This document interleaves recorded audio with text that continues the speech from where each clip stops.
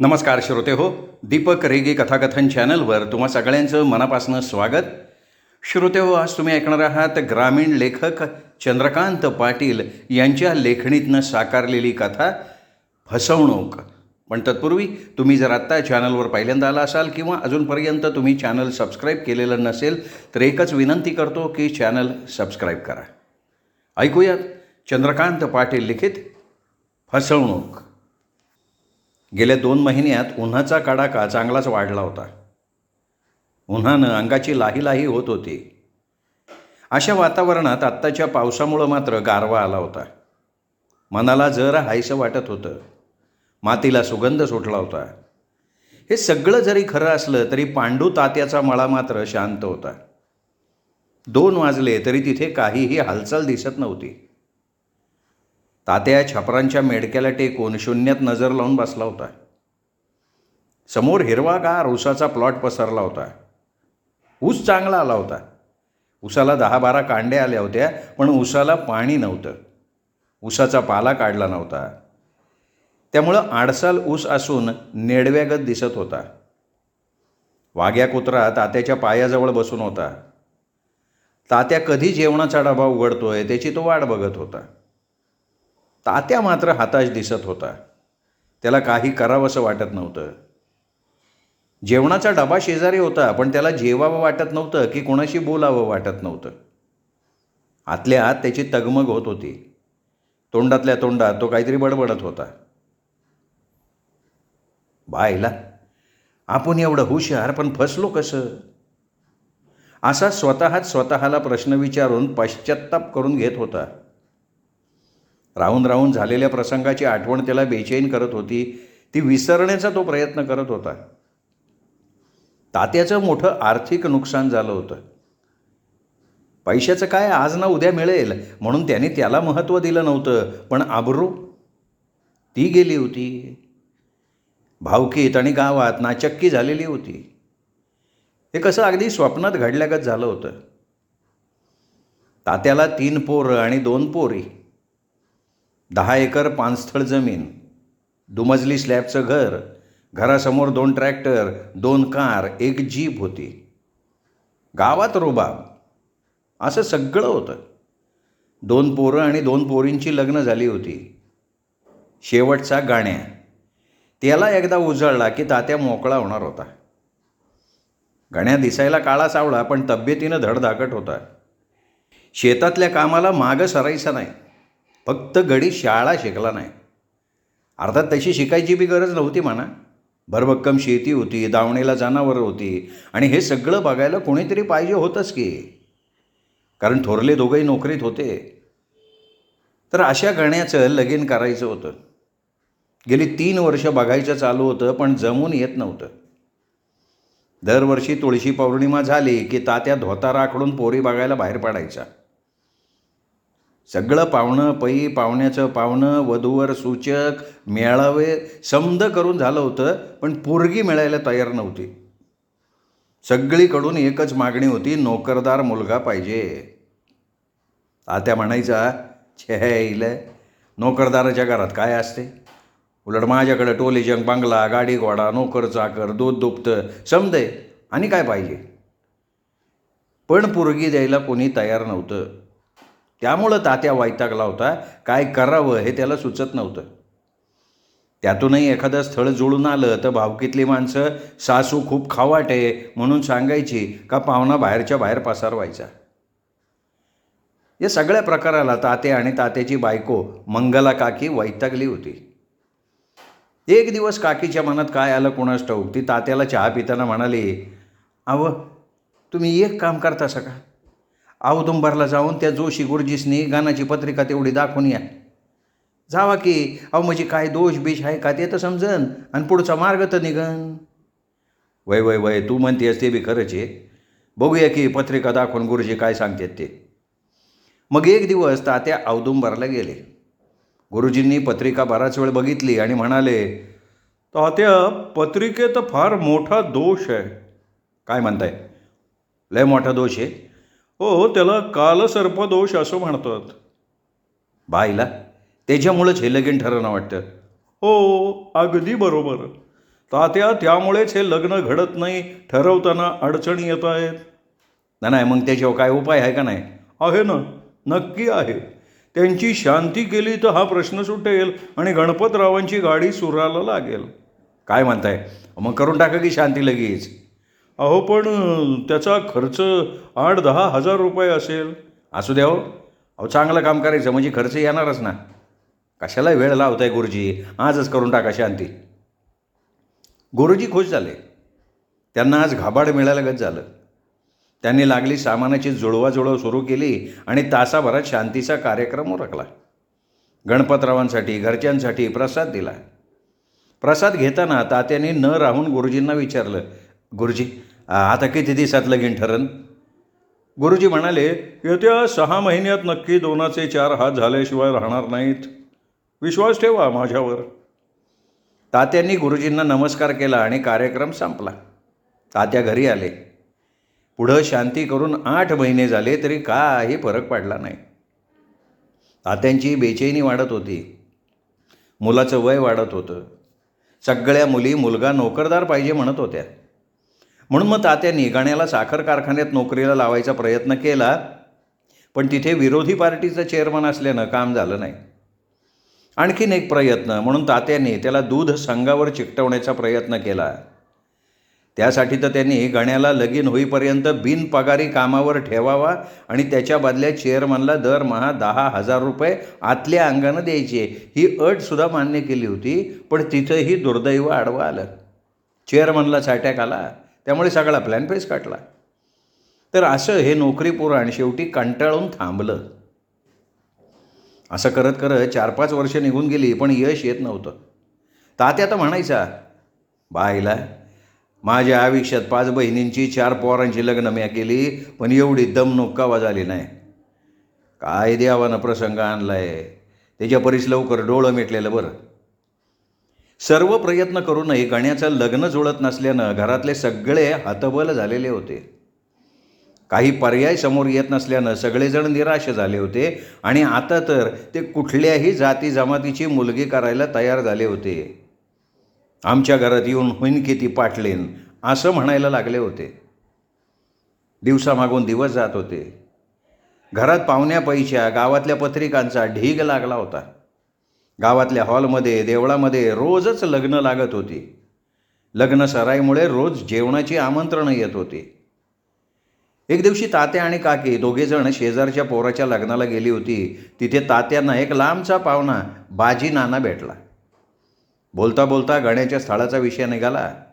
पाहुणा म्हणाला, सध्या पोरींचं लय शॉर्टेज आहे बघा, पण आमच्या गाववाल्यांनी त्याच्यावर एक नामी उपाय शोधून काढलाय. त्यावर तात्या म्हणला, काय म्हणताय काय? मग आमसनी कसा ठावा नाही? त्यावर तो हळू आवाजात म्हणाला, अहो तात्या, तेच ना ते कानडी मुलखतनं पोरी आणतात आणि लगीन लावून मोकळं होतात. कुठं डोसक्याला ताप करता?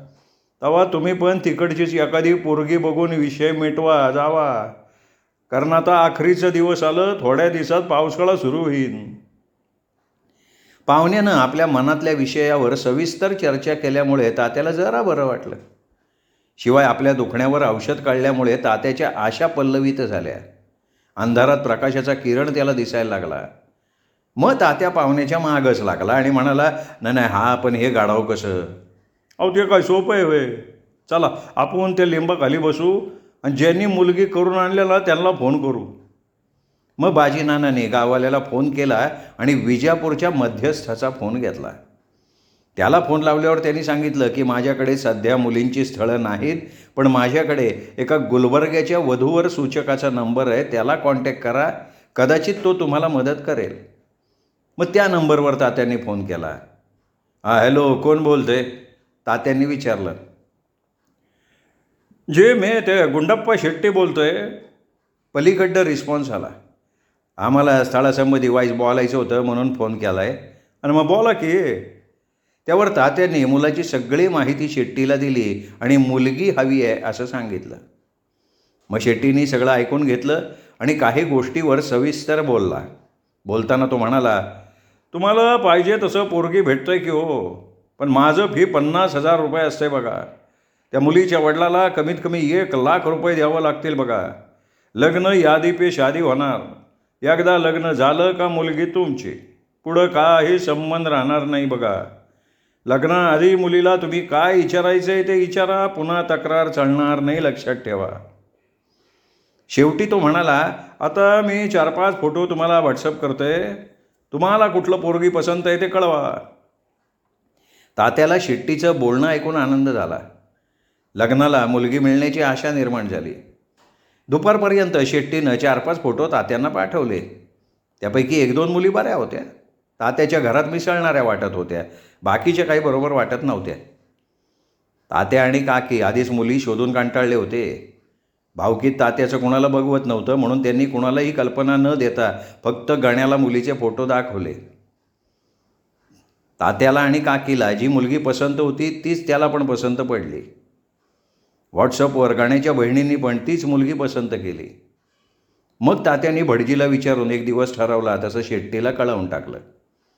निघताना बँकेतनं 2-3 लाख आणि घरातले 2 लाख असे 5 लाख रुपये घेतले आणि नवीन बोलेरो बाहेर काढली.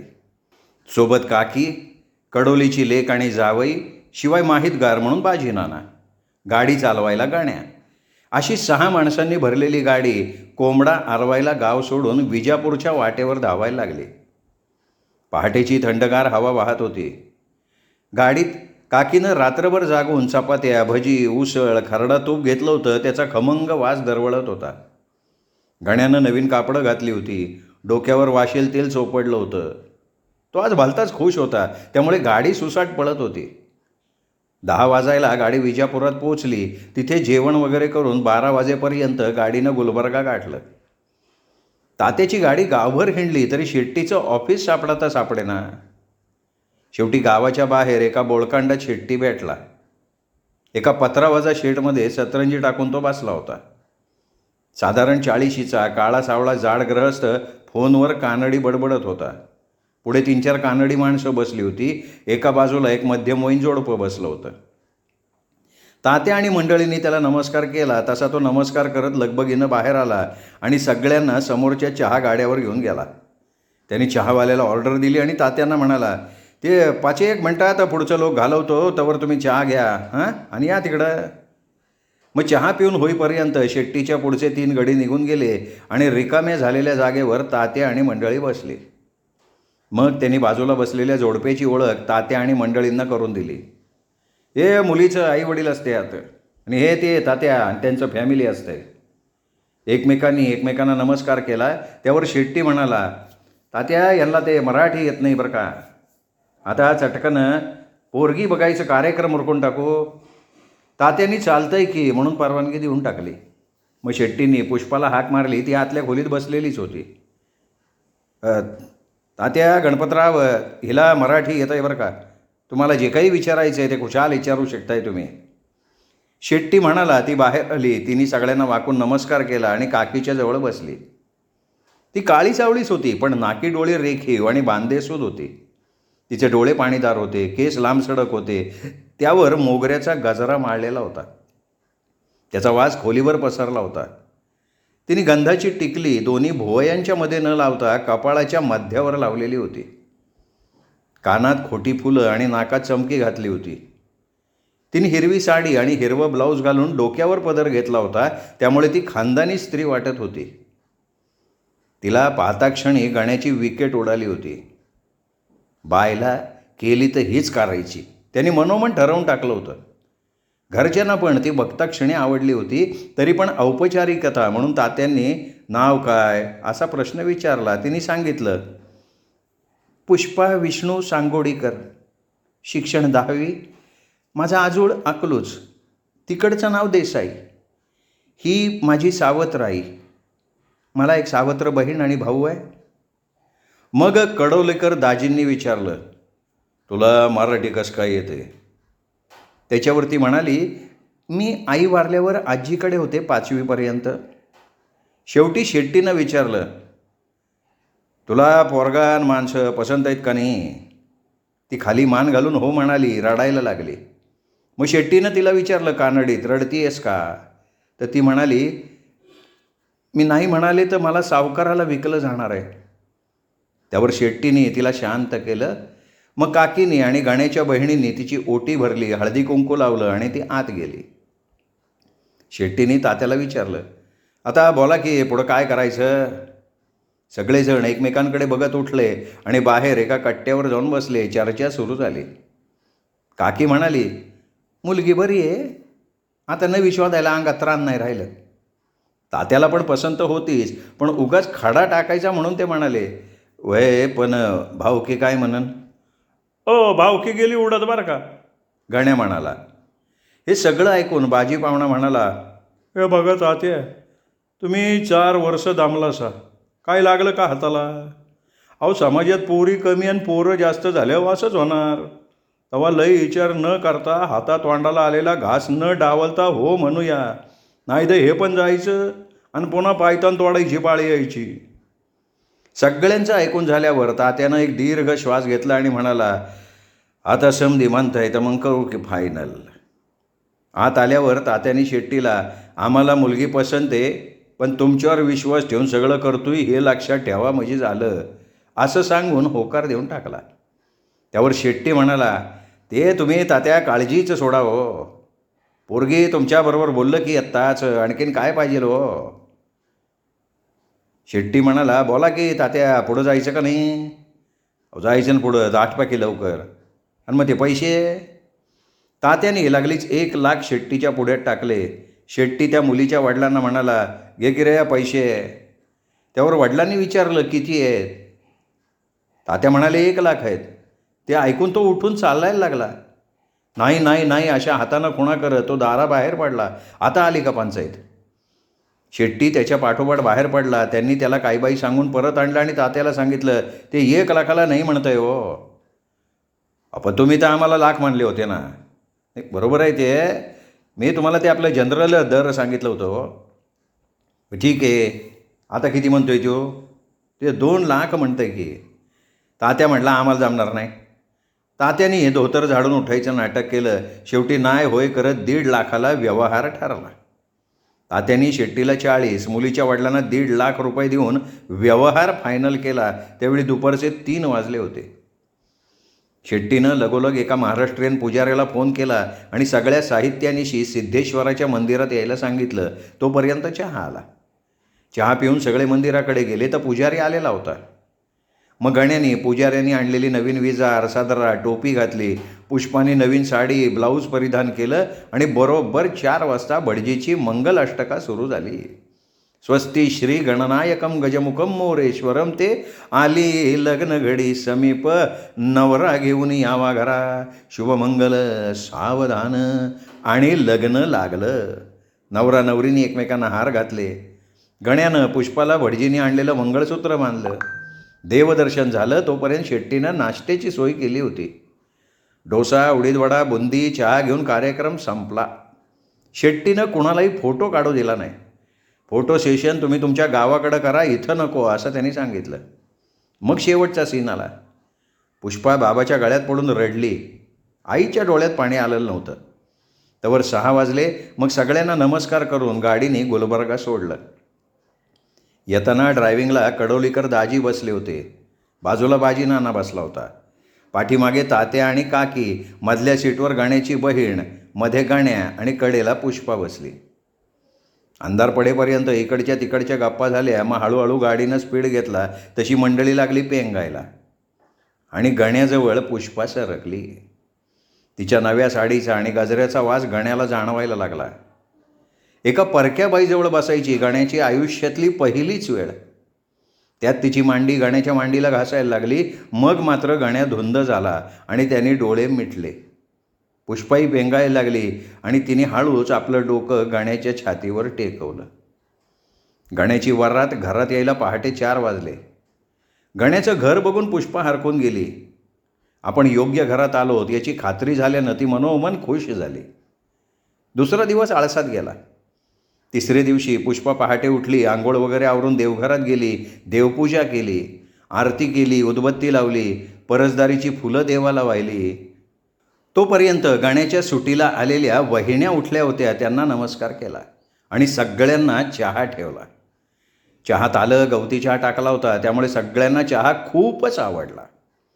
थोड्या वेळानं सासूबाईंना विचारून नाश्त्यासाठी उपीट करायला घेतलं. त्यात तिने हरभरा डाळ, थोडी मेथी, उडीद डाळ आणि थोडं जास्ती तेल घातलं, त्यामुळे उपीट अप्रतिम झालेलं होतं. दुपारी जेवण करताना चपात्या तीच करत होती. मोठ्या मोठ्या घडीच्या चपात्या कुठेही न करपवताना ती भाजत होती. मध्येच कोणाला चहा लागला तर करून देत होती. थोडक्यात तिने सगळ्यांना आपल्या पाककलेनं जिंकून घेतलेलं होतं. संध्याकाळी गण्या जोडीनं महादेवाला जाऊन आला. बघता बघता गावात बातमी पसरली, गण्यानं बायको बाकीत झकास आणली आहे. त्याची मित्रमंडळी चर्चा व्हायला लागली. गण्याच्या वडिलांचं म्हणजे तात्याचं कौतुक व्हायला लागलं. बिनलग्नाची पोरं आपल्या आईबापाला दोष द्यायला लागली आणि तात्याचं उदाहरण द्यायला लागली. तात्याला पोराच्या वडिलांचे फोन यायला लागले. आमच्या बी पोराचं जरा बघा की, यांना आशीर्वाद घ्या असं म्हणायला लागले. बाकी काय बी म्हणा, गण्यानं इतकं दिवस थांबल्यासारखं एकदम भारी बायको मिळवली बाबा, अशी चर्चा सुरू झाली.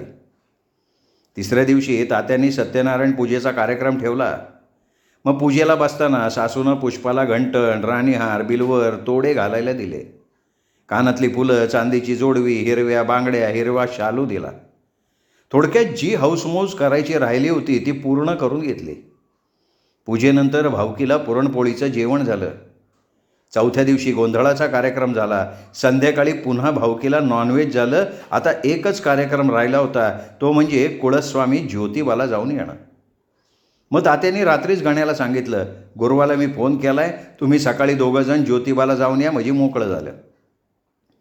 मग दुसऱ्या दिवशी सकाळी पुष्पा आवरावरी करत होती. तेवढ्यात कानडीची म्हातारी लोटायला म्हणून तिच्या खोलीत आली. म्हातारीला कानडी येतंय हे पुष्पाला माहीत नव्हतं. ती अंगावर किती तोळं सोनं घातलं आहे, आज काय प्रोग्राम आहे, हे फोनवर कन्नडमध्ये कोणाला तरी सांगत होती. ते म्हातारीने ऐकलं आणि म्हातारी संशयानं तिच्याकडं बघायला लागली.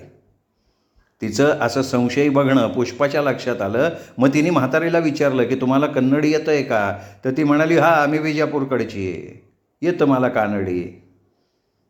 मग पुष्पा जरा सटपटली. हे सगळं सासूला कळणार म्हणून तिने आधीच जाऊन सासूला सगळं सांगितलं की वडील विचारत होते कसं आहे. तर मी त्यांना सांगितलं माणसं चांगली आहेत, मला सोन्याने मडवलं आहे, उद्या आम्ही ज्योतिबाला जाणार आहे वगैरे वगैरे. दुसऱ्या दिवशी सकाळी गणपतराव ऐरवाळी उठले. स्वारी आज एकदम खुश होती. आज दोघांना एकांत मिळणार होता. मग पुष्पा ऑलरेडी तयारच होती. मग सगळ्यांना नमस्कार करून गाडीत बसणार, तेवढ्यात गण्याची सुट्टीला आलेली भाची मागे लागली, मामा मी तुमच्याबरोबर येणार. तात्या, काकी आणि गण्या सगळेजण तिला घेऊन जाण्याच्या विरोधात होते, पण पुष्पाच म्हणाली, अहो असू दे की, पोरीची जाते, काय करते तुम्हाला ती, घ्या की तिला आपल्याबरोबर. पुन्हा तिने हट्ट केला, मी पुढं बसणार आहे. मग पुष्पा मागे बसली आणि गाडी ज्योतिबाकडे रवाना झाली. गाडी बाहेर पडल्या पडल्या त्या लोटणाऱ्या म्हातारीनं नानीला घडलेला प्रकार सांगितला आणि वर म्हणाली, मला काय बाया लक्षण ठीक दिसत नाही.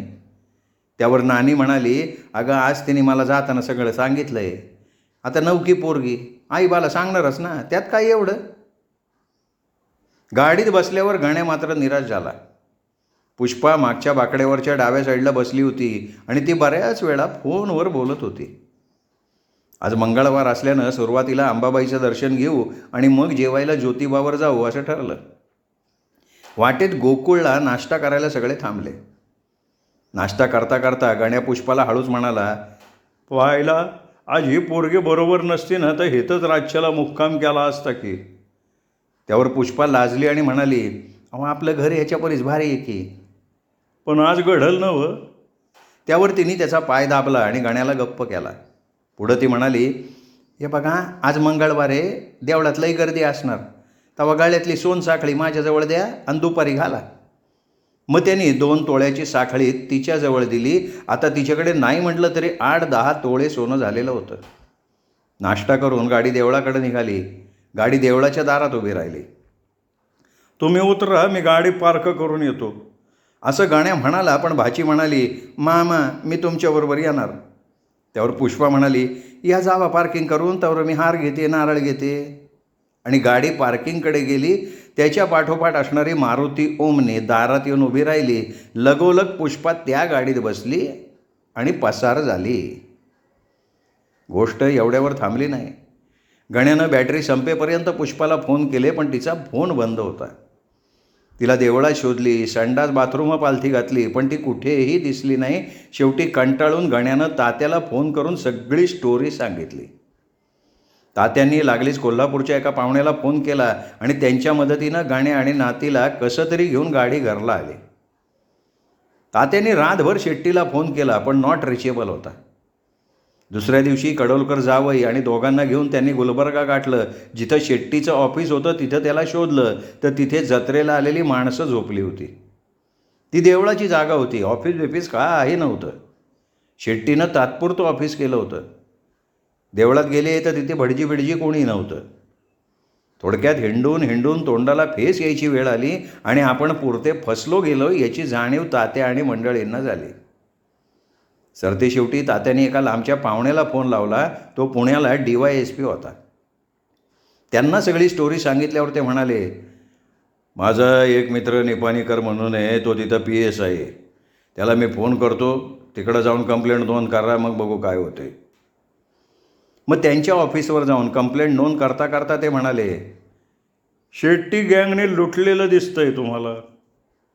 आणि त्यांनी त्या शेट्टीची फाईलच काढली आणि शेट्टी, पुष्पा, तिचे आईवडील, चहावाला, भडजी सगळ्यांचे फोटो दाखवले आणि म्हणाले, अहो आत्तापर्यंत यांनी पंढरपूर, विजापूर, सोलापूर ह्या परिसरात बऱ्याच जणांना लुटलं आहे. आतापर्यंत 5 कंप्लेंटी नोंद झाले आहेत. ही मोठी गँग आहे. ही पुष्पा चांगली शिकलेली आहे, हुशार मुलगी आहे. पश्चिम महाराष्ट्रातली सधन कुटुंब ही त्यांची टार्गेट आहेत. आम्ही त्यांच्या शोधात आहोत, सापडलं की कळवतो. नंतर त्यांनी सगळ्यांना चहा पाजला आणि म्हणाले, अहो तात्या, तुम्ही सगळे आपल्या भागातली मंडळी आहे म्हणून सांगतो. अहो कितीही वेळ झाला किंवा काहीही झालं तरी नातेसंबंध पदर लागतोय का नाही हे बघितल्याशिवाय आपल्यात सोयरीक होत नसते. ही आपली जुनी परंपरा आहे, ती तुम्ही का सोडली? का लग्न होत नाही म्हणून दिसली मुलगी लावलं लग्न, हे सुरू केलं आहे तुम्ही? इतकं सोपं आहे का ते? नाही, मान्य आहे की मुलींचं शॉर्टेज आहे, पण अनोळखी ठिकाणी सोयरीक करणं म्हणजे बुडत्याचा पाय खोलात, हे लक्षात ठेवा. आता हे केवढ्याला पडले बघा. शेवटी सगळी मंडळी निराश होऊन बाहेर पडली. गाडी गावात आली तर रात्रीचे 3 वाजलेले होते. तात्यांनी अंधारातच वाड्यात प्रवेश केला.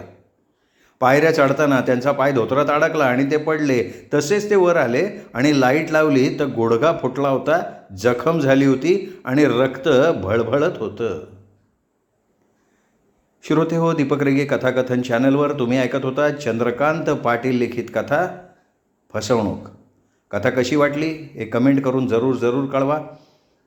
कथा तुम्हाला नक्की आवडली असेल, त्यामुळे कथेचा व्हिडिओ लाईक करा आणि ही कथा मित्रपरिवारात, नातेवाईकात, सोशल मीडियावर सर्वत्र शेअर करा आणि त्या सगळ्यांना माझ्या वतीनं दीपक रेगे कथाकथन चॅनल सबस्क्राईब करण्याची विनंती करा.